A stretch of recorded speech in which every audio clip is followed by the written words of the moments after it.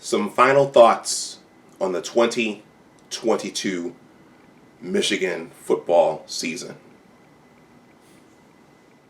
Let's see if we can get all 4 goals. Let's beat Michigan State and Ohio State in the same year. Let's win the Big Ten championship and let's win the national championship. Those are our 4 goals, and man, let's go attack them.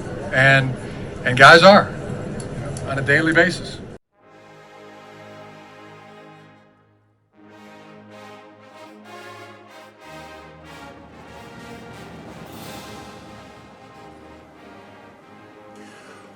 Welcome back to Big Discussions 76 Sports. My name is Dr. Anwar Youssef Dunbar. If you see fit, please like, share, and subscribe. Shout out to Bo Lytle, as respect is earned. If you want to donate something to the channel, that information is below in the description box. You can leave a super thanks. And please consider joining the Big Words LLC newsletter. Well, I just wanted to get in the aftermath of Georgia's second straight coronation last night. First of all, congratulations, Georgia, on your 65-7 beatdown of TCU. I did not watch the game until the end, so I didn't see the final. I didn't see the clock tick down to triple zeros. I was pleased in a way with what happened, but I was also disgusted in a way. Certainly watching that game, I wondered how our maize and blue would have fared against the Georgia Bulldogs. I certainly don't see our team losing 65-7. But as I was watching the game, I was wondering would our team have been able to keep up, even with our weapons. I suspect the game would have been a shootout and a bit of a track meet if the game were called correctly by our offensive staff, and if our offensive staff,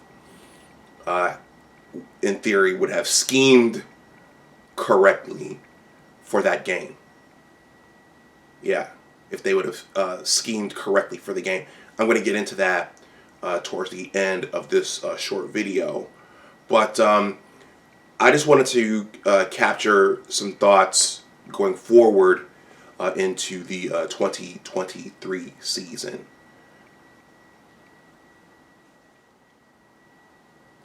So watching last night's game against Georgia, obviously as a Michigan fan, you get thoughts and feelings of what could have been had our offensive coaching staff schemed correctly and called a better game, and if we had attacked the edges early in the run game and used the play action pass more, and if we had used JJ's legs more. You look at that game and you wonder what could have been. And so then you start thinking about, of course, JJ said, we'll be back. You love the kid's confidence. You love his enthusiasm. That's one of the great things about JJ. But looking at how all the chess pieces are moving in the aftermath of that loss to TCU, can our Wolverines go back? Well, looking at the schedule looks, for the 2023 season, the schedule looks almost identical to this 2022 season. So it's very light in the front. There are no major opponents in the non-league, non-conference phase of the schedule. So Michigan should, in theory, cruise through that schedule to the end, where the Michigan State and the Penn State and the Ohio State games are. So in theory, our team should be back. We've lost some players. Some of you might argue that Andrew Anthony didn't give us much this season, but Ronnie Bell was there, Roman was there, Cornelius was there. So with Cornelius leaving, I think he's leaving, and with Ronnie graduating, that would have been more balls for Andrew Anthony and it would have just been a matter of him stepping into that position and him being coached up properly. But he's entered the transfer portal. I follow Andrell on Twitter, and numerous teams have been courting him, so he's gone. I just saw on Twitter last night that Luke Schoonmaker declared for the NFL draft, so he's gone. The positive, one of our defensive backs, I think it was Colson or DJ Turner, the guy who missed the tackle on Quentin Johnston, he's gone. So we're having some players won't be back. The good news is we're getting Blake back. So it's going to depend on the players and the nucleus that we have coming back. The talk is that a good number of the players will be back, even though some are leaving. So the roster is going to make a big, it's going to be a big factor in terms of whether or not Michigan can get back to the Big Ten title game and win it, and then back into the playoff. I think the two biggest things that people need to think about, in my opinion, are health and the coaching staff. So first of all, injuries are the big unknown in sports. That's part of my mantra. So you can look at a schedule and say, oh yeah, these are all the winnable games. We'll be back. We should be back. We'll be a top 5 preseason team. But you never know what's going to happen with the injuries. And with JJ being the guy now, I'm hoping the coaching staff is really grooming up that backup, or making sure that there's a capable backup there for him. So injuries, I mean, we saw that with Blake Corum this season. You just never know when one of your key pieces on offense or defense, I'm also thinking about Mike Morris, you just never know when one of those key pieces is going to get banged up. And that, when you lose one of your key pieces or multiple key pieces, that's going to impact the outcome that's going to impact the outcome late in the season, the outcomes of your games late in the season. And we saw that. Certainly, if we had a healthy Blake and a healthy Donovan and a healthy JJ, we would have had a triple threat in the backfield for the run game, and that would have gave us an advantage over most teams. So injuries. The coaching staff.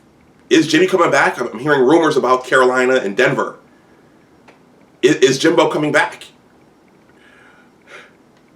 I think certainly to have a chance to win the Big Ten and the national title next season, I think Jimbo coming back will be critical in that. So let's hope that he comes back and he doesn't go to the Denver Broncos or the Carolina Panthers. But I tweeted last night during Georgia's coronation. I mean, I'm sure they weren't looking, but I tweeted, Coach Harbaugh and the Michigan coaching staff, are you guys watching? Are you guys watching this game to see how we should have played against TCU? Are you watching this game? Have you learned your lesson? And watching the podcasts and the replays with Sam Webb and Devin Gardner and Vance Bedford and Coach Borges. Well, I'm thinking about the podcast with Sam Webb and Devin Gardner, looking at what worked and looking at what Michigan should have done from the start of the game, and the 2 pick sixes that JJ threw, and when the place of the run pass option, and JJ using his legs, and you just kind of hit your head like this and say, oh, why didn't they think of this before the game? Why didn't Coach Harbaugh and Matt Weiss and Sharon Moore, why didn't they think of this before the game? So I think a major part of what the team does next year, and if they're able to get back, as JJ prophesied, hopefully that prophecy comes true, a lot of it's going to depend on our coaching staff. You can have the most elite athletes, you could have great players, 5 stars, 4 stars, but if the coaches, more so in football than basketball, if the coaches aren't scheming correctly, if they're not calling a good game, if they're not putting those players in the right positions, as we saw against TCU, then it doesn't matter. So I think all of those things are going to play a role into whether or not Michigan gets back. And that's all I have to say for this video.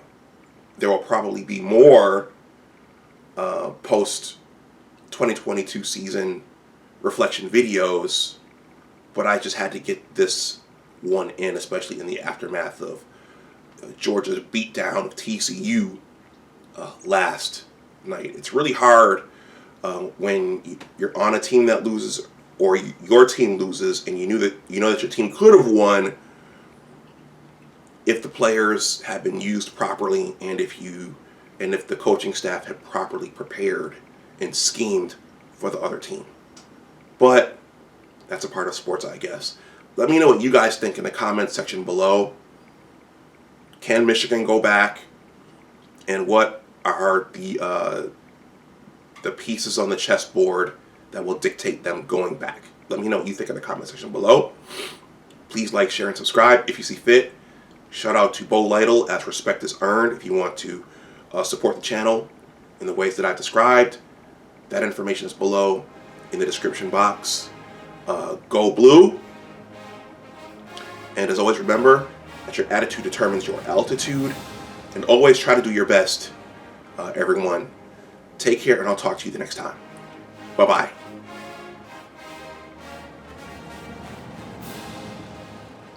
Hey all. As is often the case when you're going through post-production for a pre-record, you look at what you recorded and then you realize, you know what, I forgot to say this, or I should say this. So I had something else I wanted to say. Shout out to Steve Dace from the Michigan podcast. He pointed out something interesting on someone else's channel. I can't think of the channel right now. But that's that while your team goes through evolutions and players come and go and seniors graduate, as your team goes through its changes every year, the entire field goes through changes every year, and no 2 years are exactly the same. So one big thing that Michigan probably benefited from, and that TCU probably benefited from, and that Ohio State benefited from, was that Alabama suffered 2 losses and they were not in contention for a berth in this year's college football playoff. Steve Dace pointed out, and I have to look at the records myself, but Steve Dace pointed out that every third year Alabama makes a title run. They make a championship run. And so next year will be the third year in their cycle. So I'm saying this to say that, well, we might see Nick Saban in contention for another national championship next season, to the chagrin, I think that's the right word, to the chagrin of Abdul Gaines, my channel's resident super fan. But the field changes every year, so you never know what you're going to get from year to year. It's one thing for JJ, and he's been spot on with most of his predictions up to this point. It's one thing for him to make that prediction that we'll be back. We'll be back, and we'll be better next year. But you never know how all of the variables are going to shake out. The refs' calls, the injuries, the coaching calls, the entire field. You just never know. And that's what I wanted to say.